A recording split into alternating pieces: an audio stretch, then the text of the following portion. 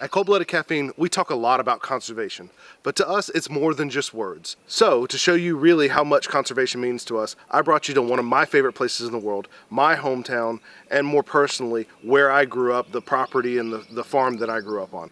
And so we're going to take a tour around to show you really what wildlife conservation means personally to us.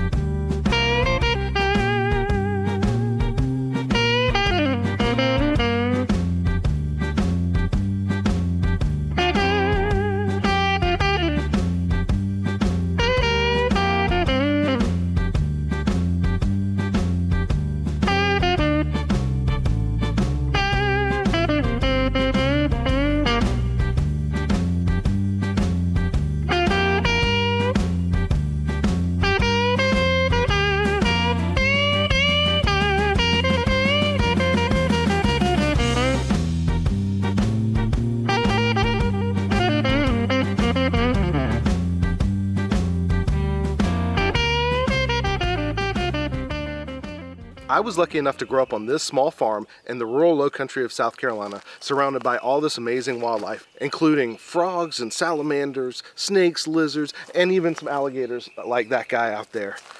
And one of my favorite places to go to see all this wildlife is right here at our personal private pond. This pond is about 2.5 acres, so large pond, small lake, depending on what you think of it. And it's stocked full of bass and bluegill and catfish. I spent many a day in my childhood out here fishing, catching snakes and frogs and stuff. And so this is one of my favorite places in the world, and it's one of the things that got me so interested in preserving wildlife and habitat for these amazing animals.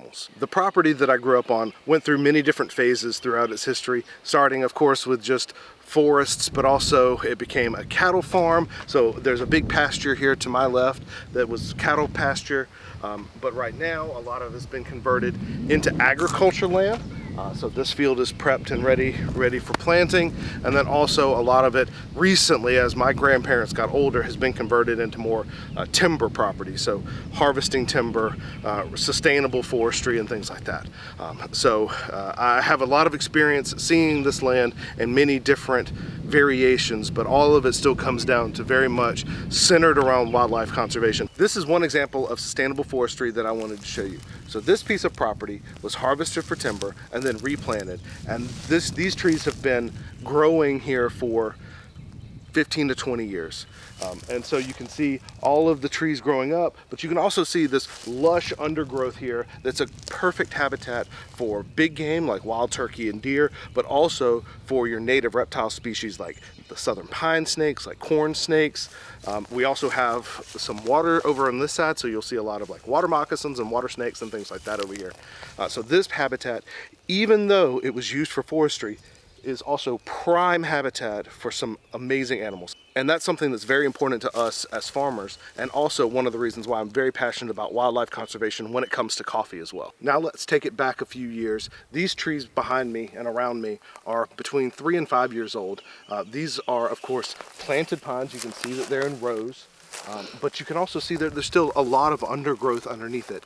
And we want to make sure when we're doing sustainable forestry that we're staggering the cutting so you have different stages. So that piece of property that I showed you with the taller trees is only about 100 yards in front of me, and now we're here. So we've got older growth, we've got younger growth, and we've got uncut stuff that's all interspersed around so that the wildlife has a place to move within each of these different habitats.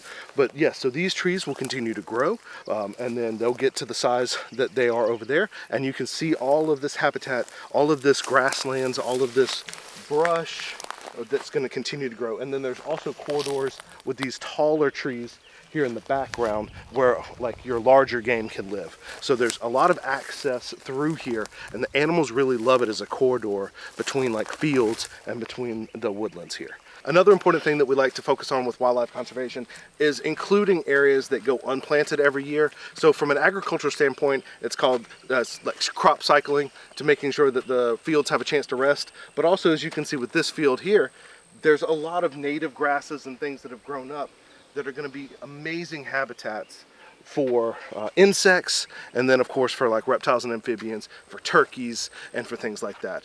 But over here, let's take a little bit of a walk here.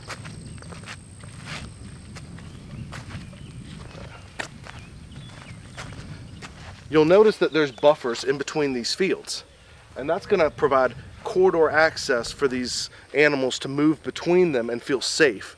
So you've got a hedgerow here.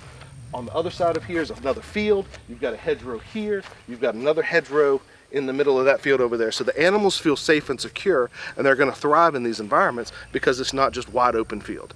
And so we're able to focus on the wildlife conservation side as well as the agricultural side by leaving these specific corridors for the animals, and by leaving fields that are available for grazing that aren't being used for agriculture. And the last piece of sustainable farming that I wanted to show you is actually right here. So at the edge of a lot of our fields, we'll include the strip that we let grow up. And what this does is it gives great habitat for a lot of your ground dwelling birds like quail, and then also like dove that'll sit on these power lines and then come down to feed in the safety of this tall grass. This is another example of how you can create a buffer between an agricultural piece over on that side and another agriculture piece here, and allow the animals to move through. And we'll end our tour of talking about wildlife conservation and where I grew up right here, back at this tobacco barn. And so this is an old tobacco barn that we used to grow tobacco on the property. You hang it from the rafters here and let it dry. But this barn has now become a little bit return to nature in a sense, so you can see some vines up there. But we also just went in there and we found a yellow rat snake in there earlier today.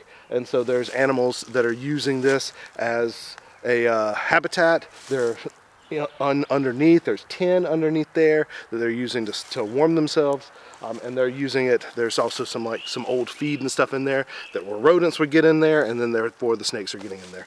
So it's a wonderful thing that is still on this property that provides habitat for these amazing animals. And so I hope you enjoyed this video.